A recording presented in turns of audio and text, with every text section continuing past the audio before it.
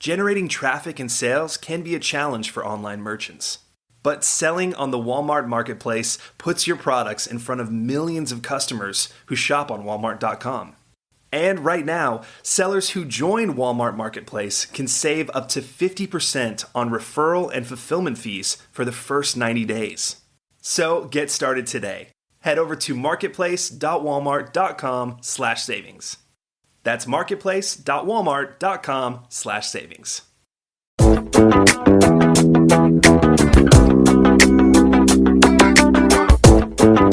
Welcome to E-Commerce Conversations, a weekly podcast focusing on e-commerce topics featuring interviews with prominent people in the e-commerce space.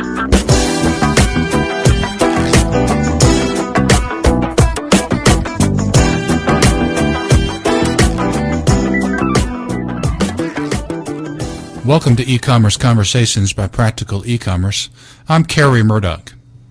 Nearly every e-commerce merchant has experienced disgruntled customers or angry competitors who post dishonest comments about his or her business. This could be in so-called complaint sites, forums, blogs, or other online venues. Internet attorney John Dozier says there are steps merchants can take to limit the damage from these attacks. He joins us to discuss these steps and his new book, Google Bomb. Well, John, thank you for your time today. I'm glad to be with you, Kerry. John, you're a practical e-commerce contributor and a true expert on internet law. You've recently written a book called The Google Bomb that has to do with various threats and issues that can happen to folks on the internet. And I'm wondering if you could talk to us about that book. Yeah, well, we're really excited about it. HCI, they're a publisher, and they do, a lot of people recognize them for their Chicken Soup for the Soul type line of books. Mm-hmm. They're a mass market book, and their publishers actually approached me about putting together a book that would address how to protect yourself online in this new world. And it not only deals with, of course, protecting families and individuals, but a big part of what I wrote about was how to protect your business and your business assets, your reputation, your intellectual property, all that kind of stuff. So it keys off the story of a lady who was attacked. Her business basically was decimated by a group of scofflaws, and she ended up with an $11.3 million judgment. Some of your listeners may remember that. It happened a couple of years ago in Florida and made the international papers. It was the largest judgment time ever for defamation. And she tells her story, and then I key and give a broader perspective on the landscape of what's happening, how your business can be attacked, is being attacked, and steps you can take to prevent it. Our listeners, of course, as you know, John, are e-commerce merchants, and I suspect all of them have dealt with this. If they've been in business for very long at all, they've all dealt with issues that you're describing. Well, they all should have dealt with it, isn't that right? I mean, I suspect there's a lot of this going on where they don't realize that they are actually a victim. Some of these review sites are the classic example. Very few of those review sites are legitimate. They're almost all affiliate marketers that are, in one way or another, disparaging the product that they're not selling. A lot of people don't realize that that's a classic example of trademark infringement. It's illegal. It's false advertising. And in the book I talk about that. A lot of people don't acknowledge or understand enough to realize when they are becoming under attack. But fortunately, laws are changing. Regulations are evolving. The FTC just came out with the new regulations effective December 1st, a couple days ago here. And they've put a clamp on these review sites. They've put a clamp on a lot of the advertisers who make a lot of extravagant claims, or the publishers do actually, and then on behalf of their advertisers are not seen as what they really are, which are sales pitches, are seen as somehow objective evaluation. So that's the type of thing that you can run into and not even realize it's happening. Let me ask you this question. This is a hypothetical. Say I'm an e-commerce merchant and I sell a product to a customer, and the product is properly represented on my site. I ship it as intended. It correctly gets to the customer. The customer decides, he opens the product, uses it, decides he doesn't want it anymore, asks me to refund the money. I can't refund the money because he's used the product. He gets angry at me. He goes to a review site and says, don't buy from me because I'm a bad guy. That is the classic, isn't it? That's what is most prevalent, our complaints. Well, it depends. There are a lot of factors that have to be taken into consideration. I can tell you what not to do right off, which is to go on and jump on that site and respond. They all say, all those sites say, we're an open site. You can come in and you can give us your comments and post and defend yourself. Tell us your side of the story. Well, if you do that, it's going to optimize the results higher and higher so that when your company's searched, this is going to become a more prominent result. So you don't want to jump into doing something like that. You might or might not want to go to the party and see if somehow you can satisfy them, and they would have the ability, perhaps, to pull down their negative review. But these types of things come from people who have nothing to lose, and they're very difficult to deal with. And unfortunately, and it's a continuing theme throughout the book, we have a law in place that gives these websites immunity so that they can publish all kinds of trash without having the responsibility to that a publisher of a newspaper would have. And there's a federal law that gives them that immunity. It's being whittled away. It's such an egregious, overreaching law that it's being whittled away by the courts. But the bottom line is it's very, very difficult to address those types of situations, and they can be devastating. That's kind of a legitimate complaint. I mean, in the sense of the person did buy the product and did at some point apparently become dissatisfied with it. It's unreasonable, but at least that has some legitimacy to it. But a lot of these attacks and complaints online are just fabricated. They're your competitors going on and creating lies, and those are your biggest problems. And there's unfortunately, there are things you can do in that situation because a lot of times you have a deep pocket. So if a competitor does that, if a competitor either goes to a review site or, I guess this is two questions here. A competitor goes to a review site and says something bad about me, that's number one. Or, say if I sell on Amazon and a competitor gives me a bad review, gives me 1 star on Amazon. It's a whole different ballgame there, isn't it? Because you get away from really free speech.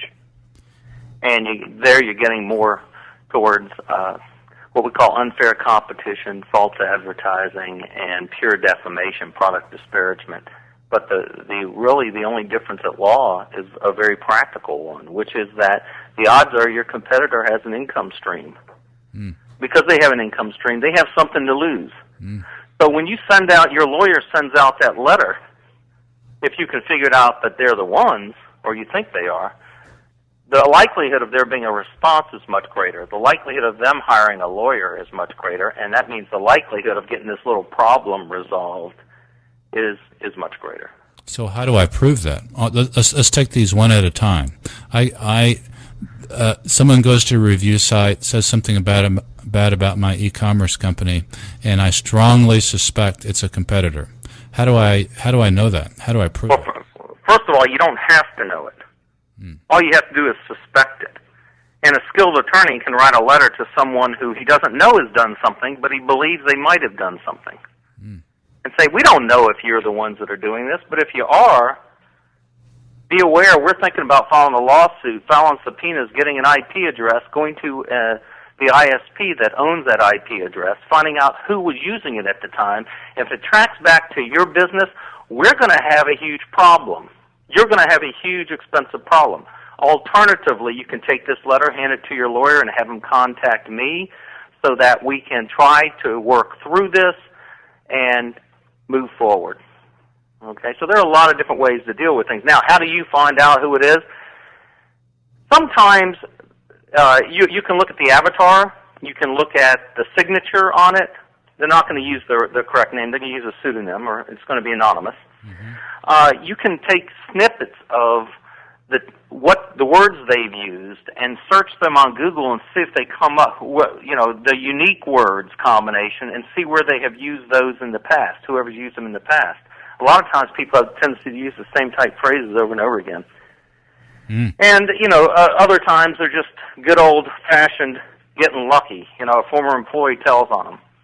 Or something like that. So, but in the end, if you suspect it but you don't know it, there are ways to try to deal with it without a lawsuit. If you decide we have to deal with this, the attacks are coming from so many different arenas, and there's this mob mentality evolving, and the Google results are now being impacted on the first page by 3 or 4 negative crazy claims, all fueled from this one, posting or this group that's gotten together seeking quote-unquote mob justice. Then you file a lawsuit, of course, and there are methods by which you can determine, in all likelihood, who posted it.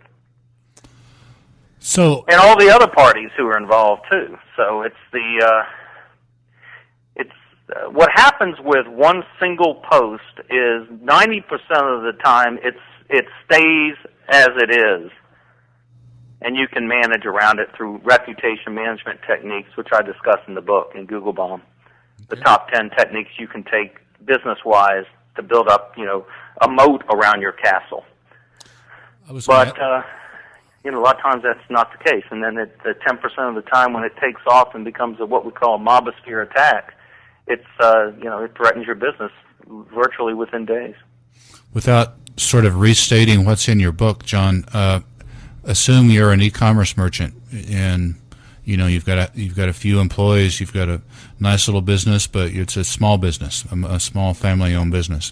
What would you, John Dozier, do to protect yourself or to make sure that these things that you're describing, whether it's false attacks or someone stealing your product, your photos or whatever, what would you do? What are 2 or 3 things you think merchants should do, and what would you do if you're in that? It's the same thing, really, because we've been dealing with it. We're about that size. We have maybe 10 or 12 employees. But first thing is there's a chapter in there on setting up alert systems. Okay. And it goes far beyond Google Alert. But the point being that the moment your product or service or key personnel or business is mentioned on the web, you get an email alerting you to what is being said with a link. Right. So monitoring is number one. Okay. There are much more advanced monitoring systems out there, but not for the small business. You follow the directions I lay out, you'll be fine in terms of your alerts. Understanding, getting on top of it very quickly is key. Number 2, there's an entire chapter on the top 10 steps you need to take to build up your reputation, because when someone attacks you, it's really about whose website or blog is going to come in front of the other. Who has more strength? Who has, in Google's eyes, a greater, reputation? And there are many things you can do to build up your reputation online, and I go through the top 10 things. They include, for instance, getting involved in social networks, your LinkedIn and Twitter. Both of those are pretty powerful. Facebook, Friendster, MySpace. That's one suggestion. There are other companies now that provide very narrowly focused reputation management profiles, like Names, NAYMZ, and others like that. The third thing, ultimately, that I would recommend is that you find someone who can spend maybe an hour a night for about a week setting this up. It's not that time-consuming. And if you have kids at home, this would be a great project for them. They can do it. They live on these social networks. So as you build out all these sites, you start controlling the top 2 or 3 pages of Google when someone searches for your product or service, and now you're a much less likely target, because people who want to attack, first thing they'll do is look at how good the defenses are. And when you're, that's nothing new, obviously. When we, during World War II, when we decide on where to invade, we don't go to where all the defenses are located and the most powerful, landmines are laid out on the beach. You go to the weak spots. So they have a tendency to migrate to easy targets. And what you're saying to the marketplace out there is we're not an easy target. What your risk factor, balancing the potential reward of disparaging our reputation, it doesn't justify you coming at us. You go to somebody else. John, we've got just a couple of minutes left. Anything else on your mind for our listeners? Well, the only other thing I'd say is it's probably worthwhile to go ahead and get a copy of Google Bomb if you're any type of e-commerce business, and it covers not only the business sides, and it's really focused on small businesses, but it also talks about how to protect your reputation, your family, and your children's reputations, and steps you can be taking today so that 5 or 6 or 7 years from now, they're less likely to be a target. Where's the best place to buy the book? Amazon.com. Well, for purposes of our listeners, John's law firm is Dozier Internet Law, and the website for that firm is cybertriallawyer.com. That's cybertriallawyer.com. And you can get John's book, Google Bomb, at Amazon.com. And John Dozier, a leading Internet attorney, I want to thank you for your time today, sir. Okay, and in the spirit of social networking, let me say that on Twitter we're Dozier Law, and you can keep up with all the latest developments by just following us on Twitter. All right. Okay? Sounds good. Great. Thank you for your time, sir. Thanks.